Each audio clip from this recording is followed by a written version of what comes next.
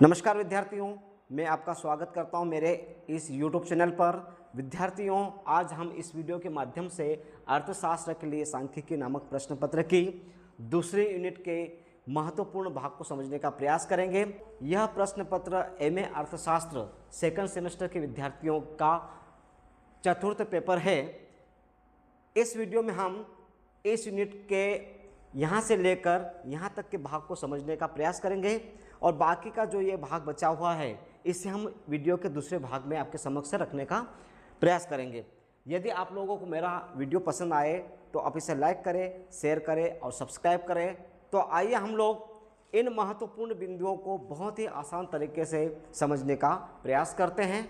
सबसे पहले हम लोग बात करते हैं आवृत्ति वितरण की, जिसे अंग्रेजी में फ्रीक्वेंसी डिस्ट्रीब्यूशन कहते हैं।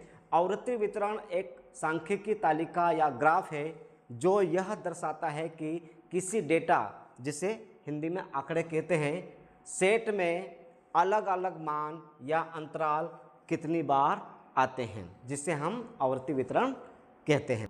सरल शब्दों में यह हमें बताता है कि कौन सा आंकड़ा कितनी बार रिपीट हुआ है या दोहराया गया है। इस प्रकार रिपीट होने या दोहराने की प्रक्रिया को हम लोग आवृत्ति वितरण के रूप में समझते हैं।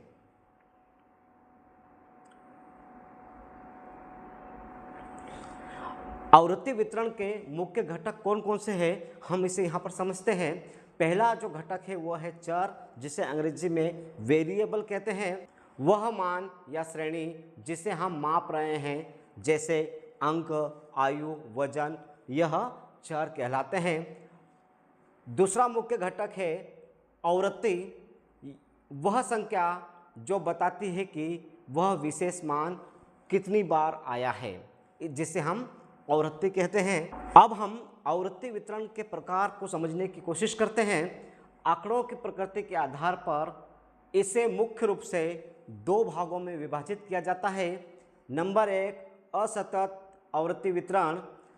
इसमें चरों के निश्चित मान होते हैं। उदाहरण के लिए एक परिवार में बच्चों की संख्या 1, 2, 3, 4, 5, 6, 7 हो सकती है।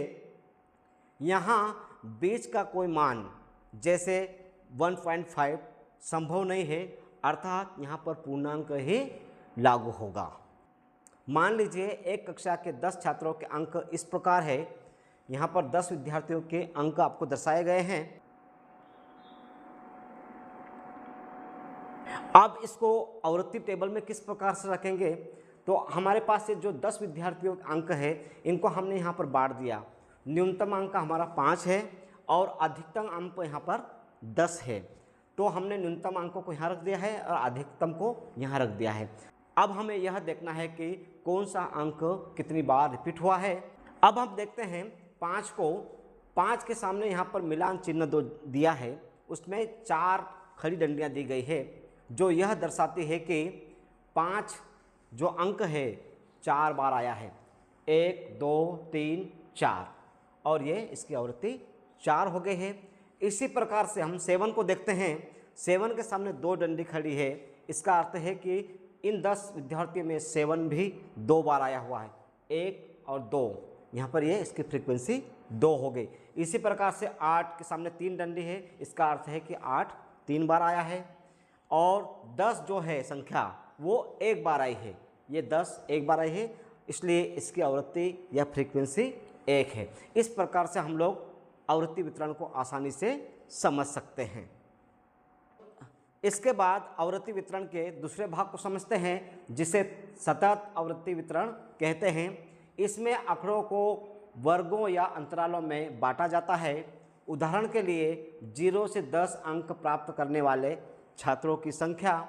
यह तब उपयोगी होता है जब आंकड़े बड़ी संख्या में हो या जिनका आकार बड़ा हो। इसे हम यहाँ पर तालिका में समझेंगे। मान लीजिए 20 छात्रों के गणित के अंक जो कि 100 में से दिए हैं, नीचे दिए गए हैं। हम इसे 20 के अंतराल में व्यवस्थित कर देते हैं। 0 से 20 का वर्ग बना दिया हमने, 20 से 40 का बना दिया, 40 से 60 का, 60 से 80 और 80 से 100 हमने वर्ग अंतराल कर दिया है। 0 से 20 अंक प्राप्त करने वाले विद्यार्थियों की संख्या 3 है, यहाँ पर 3 डंडे हैं। 20 से 40 अंक प्राप्त करने वाले विद्यार्थियों की संख्या 5 है, यहाँ पर डंडे 4 है। तो हम इसको इस प्रकार से लिख सकते हैं, ये आपका हो गया मिलान चिन्ह। 40 से 60 अंक प्राप्त करने वाले विद्यार्थियों की संख्या यहाँ पर 7 दर्शाई गई है, यहाँ पर 6 है। तो हम एक यहाँ पर इस प्रकार से कर सकते हैं, ये हो गया 7। और 60 से 80 अंक प्राप्त करने वाले विद्यार्थी 3 है, 3।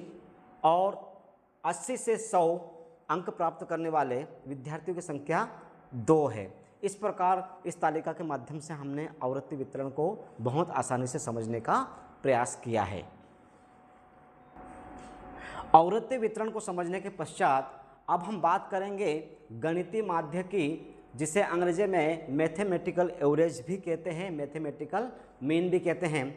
गणितीय माध्य के अंतर्गत 2 चीज़ों का अध्ययन किया जाता है, एक है समांतर माध्य और दूसरा है गुणोत्तर माध्य। समांतर माध्य को अर्थमेटिक एवरेज या मीन कहते हैं और गुणोत्तर माध्य को जियोमेट्रिक मीन के रूप में जाना जाता है। सबसे पहले हम बात करते हैं समांतर माध्य की। समांतर माध्य वह मूल्य है जो किसी श्रेणी के समस्त पदों के मूल्य के योग में उनकी संख्या का भाग देने से प्राप्त होता है। उदाहरण के लिए 40, 48, 52 तथा 42 4 संख्याएं हैं हमारे पास है। इनका समांतर माध्य हम किस प्रकार से ज्ञात करेंगे? 40 + 48 + 52 + 42 = 184। इनका सबका योग कितना आ गया? 184। और 184 में चूंकि हमारे पास 4 संख्याएं हैं तो 184 में हमने 4 का भाग दिया, तो हमें जो उत्तर प्राप्त हुआ, समांतर माध्य जो प्राप्त हुआ वह है 46। इस प्रकार हम समांतर माध्य आसानी से ज्ञात कर सकते हैं। समांतर माध्य से जुड़े हुए विभिन्न प्रकार के सवालों को हम यहाँ पर नहीं समझेंगे, क्योंकि पहले ही मैंने समांतर माध्य से संबंधित वीडियो YouTube पर डाल दिए गए हैं। आप इनको आसानी से एक्सेस कर सकते हैं, देख सकते हैं। हमने समांतर माध्य पर वीडियो बनाए हुए हैं। गणितीय माध्य का दूसरा भाग गुणोत्तर माध्य, जिसे ज्यामितिक माध्य भी कहते हैं। हिंदी में ज्यामितिक माध्य को मुख्य रूप से गुणोत्तर माध्य कहा जाता है। यह सांख्यिकी में केंद्रीय प्रवृत्ति का एक माप है जो संख्याओं के एक समूह के औसत मान को उनके गुणनफल के माध्यम से दर्शाता है। गुणोत्तर माध्य की परिभाषा को समझने की कोशिश करते हैं। गुणोत्तर माध्य संख्याओं के गुणनफल का nवां मूल अर्थात n होता है। यह अंकगणितीय माध्य से भिन्न है क्योंकि इसमें संख्याओं को जोड़ने के बजाय गुणा किया जाता है। गुणोत्तर माध्य की विशेषताओं को समझें। यह केवल धनात्मक संख्याओं के लिए ही निकाला जा सकता है। यदि डेटा सेट में कोई भी संख्या शून्य है तो ज्यामितीय माध्य भी शून्य हो जाएगा। ज्यामितीय माध्य हमेशा अंकगणितीय माध्य से कम या उसके बराबर होता है।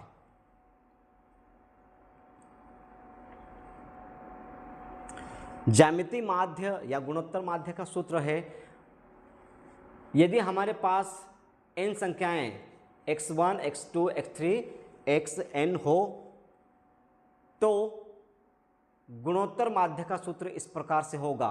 GM geometric mean = n, under root से बाहर है, फिर under root x1, x2, x3 और x1। ये गुणोत्तर माध्य का सूत्र है। इस सूत्र के माध्यम से हम सवालों को आसानी से हल कर सकते हैं। मान लीजिए आपको संख्या 4 और 6 का ज्यामितिक माध्य निकालना है, तो सबसे पहले हमें दोनों का गुणा करना पड़ेगा, अर्थात 4 और 16 का गुणा करते हैं तो हमें 64 प्राप्त होता है। नंबर 2, चूंकि संख्याएं 2 है इसलिए वर्गमूल निकालें। अब हम 64 का वर्गमूल निकालेंगे। Under root 64 = 8। अतः 4 और 16 का ज्यामितीय माध्य 8 आएगा। इस प्रकार हम ज्यामितिक माध्य या गुणोत्तर माध्य को आसानी से समझ सकते हैं। गुणोत्तर माध्य का उपयोग कहाँ कहाँ होता है? ज्यामितिक माध्य का उपयोग उन स्थितियों में किया जाता है जहाँ डेटा में वृद्धि दर या प्रतिशत शामिल होता है। नंबर 1, फाइनेंस या वित्त में निवेश पर औसत प्रतिफल और चक्रवृद्धि वार्षिक वृद्धि दर की गणना के लिए इसका उपयोग किया जाता है। नंबर 2, जीव विज्ञान में भी इसका उपयोग होता है। कोशिका विभाजन और जीवाणु वृद्धि की दर मापने के लिए भी ज्यामितिक मीन का उपयोग किया जाता है। नंबर 3, सामाजिक विज्ञान में भी इसका उपयोग होता है। संयुक्त राष्ट्र के मानव विकास सूचकांक में भी इसका उपयोग किया जाता है। गणितीय माध्य के पश्चात हम बात करते हैं स्थिति संबंधी माध्य। स्थिति संबंधी माध्य में महत्वपूर्ण 2 भाग होते हैं, जिसमें पहला है मध्यका और दूसरा भाग है वो भूयिष्ठक, जिसे बहुलक भी कहते हैं। सबसे पहले हम बात करते हैं मध्यका की।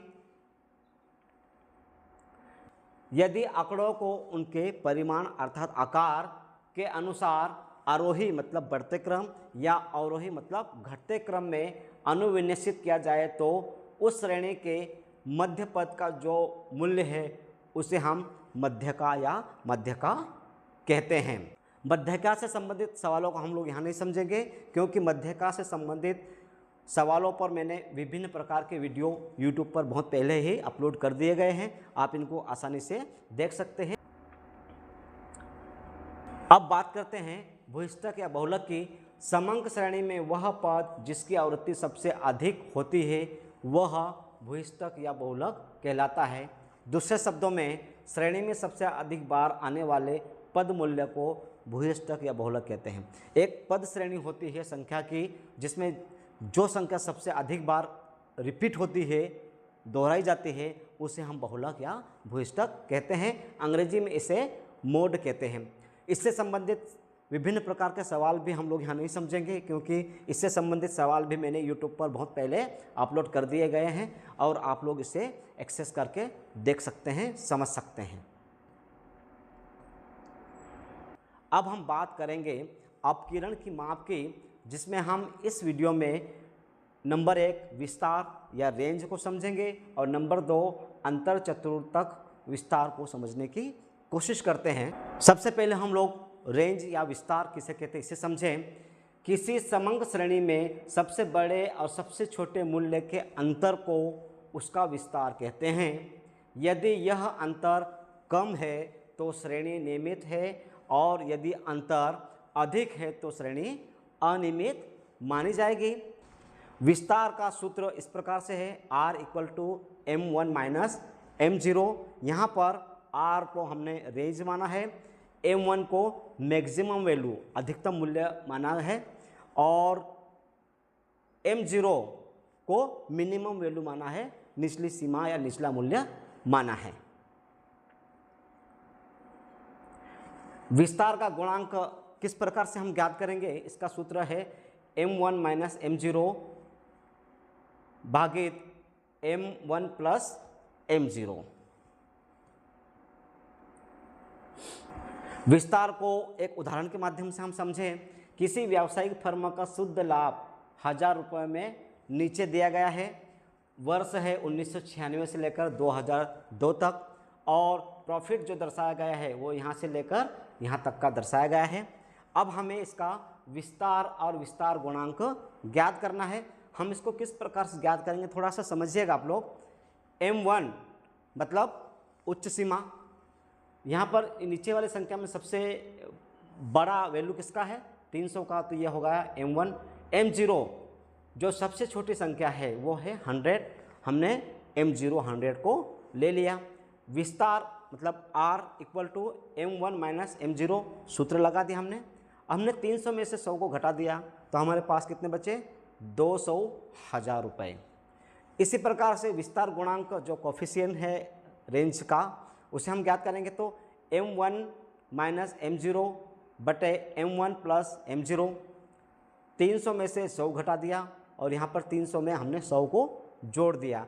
200 बटे 400, 200 में 400 का हमने भाग दिया तो हमें 0.5 या 50% उत्तर सामने आ जाएगा। इस प्रकार हम लोग रेंज या विस्तार को आसानी से समझ सकते हैं। अपकिरण की माप का दूसरा भाग है अंतर चतुर्थक विस्तार। सांख्यिकी में अंतर चतुर्थक विस्तार डेटा के प्रसार को मापने का एक तरीका है, फैलाने का, आंकड़ों को फैलाने का एक तरीका है। यह किसी डेटा सेट के मध्य 50% हिस्से की सीमा को दर्शाता है। दूसरे शब्दों में, जब हम डेटा को आरोही क्रम में रखते हैं तो उसे 4 बराबर भागों में बांटने वाले बिंदु चतुर्थक कहलाते हैं। नंबर 1 प्रथम चतुर्थक, जिसे Q1 से दर्शाया है। इसे निम्न चतुर्थक भी कहते हैं। यह डेटा के निचले 25% भाग को अलग करता है। जो आपका आंकड़े हैं उनको 4 भागों में बांटा, और जो पहला भाग है सबसे नीचे वाला, उसे हम प्रथम चतुर्थक कहते हैं।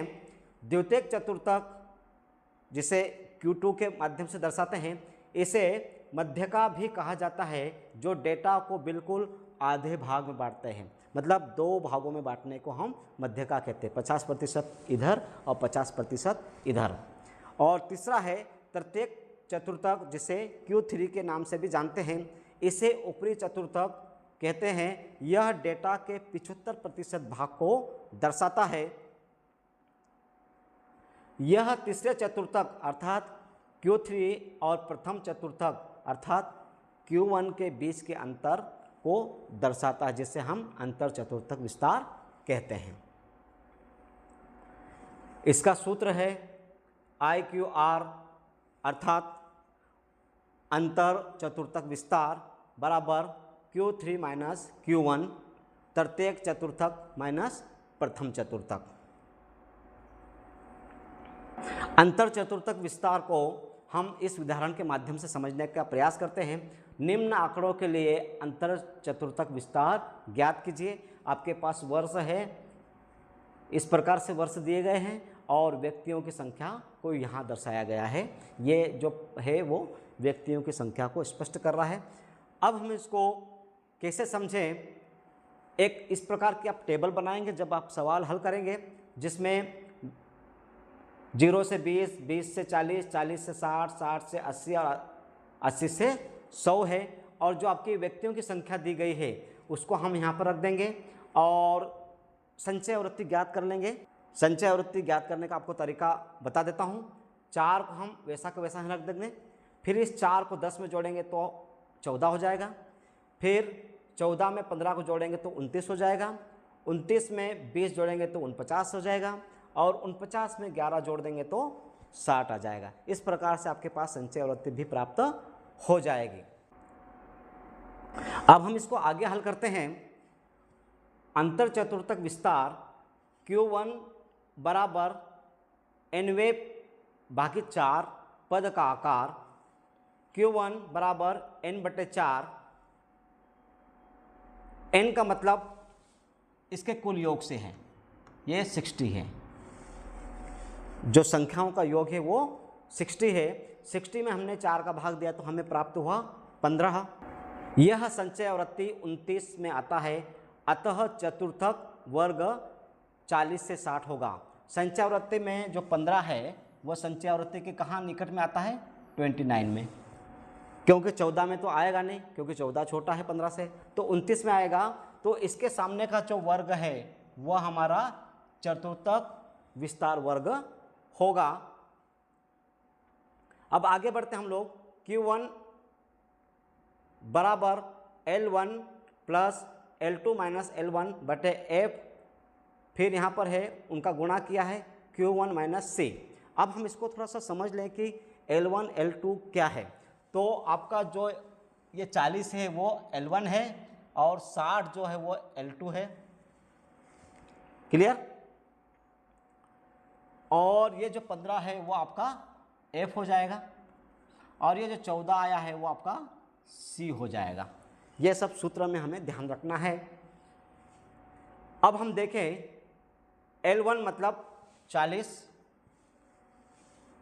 L2 मतलब 60 माइनस 40 बटे 15, ये 15 हमारा है, और Q1 जो हमारा निकला था वो कितना निकला था? 15 निकला था। तो 15 माइनस 14, 14 को कौन सा है? C, ये है। संचय आवृत्ति से पूर्व की आवृत्ति को हम सी के रूप में दर्शाते हैं। इस स्टेप के बाद आगे बढ़ते हैं। 40 प्लस 60 में से 40 को घटाया हमने तो 20 बचा, 20/15 गुणित 1 जो आया है 15 में से 14 घटाया हुआ हमें 1 प्राप्त होगा। उसके बाद हम आगे बढ़ते हैं। 40 प्लस 20/15 तो 40 का 40 आ जाएगा वैसा वैसा, और 20 में यदि 15 का भाग देंगे तो वो हो जाएगा 1.33, तो इक्वल टू में हमारे पास आ जाएगा 41.33। इसके बाद हम Q3 को ज्ञात करते हैं। 3n/4 पद का आकार Q3 बराबर 3n/4। हम 3 के साथ n का गुणा कर देंगे। n हमारा कितना है 60 है, बटे 4 बराबर 3 में 60 का गुणा किया तो हमें 180 प्राप्त हुआ। 180 में हमने 4 का भाग दिया तो हमें कितना प्राप्त हुआ 45। और यह संचय वृत्ति 49 में आ रहा है, अतः Q3 वर्ग हुआ 60 से 80। ये जो हमारा 45 है ये कहाँ पर आ रहा है, यहाँ पे आ रहा है इसके अंतर्गत, तो इसके सामने का जो वर्ग है वो Q3 वर्ग हो जाएगा। फिर इसी सूत्र का उपयोग करेंगे हम लोग, यहाँ पर चेंज हो जाएगा, Q1 की जगह Q3 हो जाएगा। अब हमारा L1 60 हो जाएगा और L2 हो जाएगा हमारा 80, हमारा F हो जाएगा 20 और यहाँ पर C हो जाएगा 29, क्योंकि संख्याएं बदल गई है। Q3 के लिए हमें संख्याएं बदलनी पड़ेगी। L1 में हमने 60 को रख दिया, L2 हमारा 80 हो गया, 80 में से L1 को हमने घटाया मतलब 60 को घटा दिया, F जो है वो 20 आ गया है, और Q3 हमारा 45 आया है। तो 45 माइनस 29, 29 कौन सा है, संचय आवृत्ति के पूर्व की आवृत्ति। आगे बढ़ते हैं। 60 प्लस इस 80 में से 60 को घटाया तो 20 बचा, 20 में 20 का भाग दिया हम, गुणित 16। 45 में से 29 को घटाया तो हमें 16 प्राप्त हो जाएगा। फिर आगे बढ़ते हैं तो 60 प्लस इसको इससे काट दिया तो 0 हो गया। 60 प्लस 16 इक्वल टू 76 ईयर। अंतर चतुर्थक विस्तार को ज्ञात करें। Q3 माइनस Q1, Q3 हमारा है 76, 76 माइनस Q1 हमारा कितना आया था 41.33, ये हमारा Q1 है और ये हमारा Q3, ये Q1 है। तो 76 में से 41.33 को माइनस किया, तो अब हम इसके बाद अंतर चतुर्थक विस्तार का गुणांक ज्ञात करेंगे। Q3 माइनस Q1 बटे Q3 प्लस Q1। 76 माइनस 41.33 किया, नीचे हमने 76 प्लस 41.33 किया, तो इसमें से इसको घटाया तो हमें प्राप्त हुआ है 34.67, और इन दोनों को हमने जोड़ा तो हमें 117.33 प्राप्त हुआ। 34.67 में हम 117.33 का भाग देंगे तो हमें 0.2954 प्राप्त हो जाएगा। हमें क्या प्राप्त हो जाएगा, अंतर चतुर्थक विस्तार का गुणांक। इस प्रकार इस वीडियो में हमने बहुत ही महत्वपूर्ण बिंदुओं को समझने का प्रयास किया है। अगले वीडियो में हम इन महत्वपूर्ण बिंदुओं को आपके समक्ष रखने का प्रयास करेंगे, जो कि इस वीडियो का या इस यूनिट का सेकंड भाग होगा। आप जरूर देखें। धन्यवाद।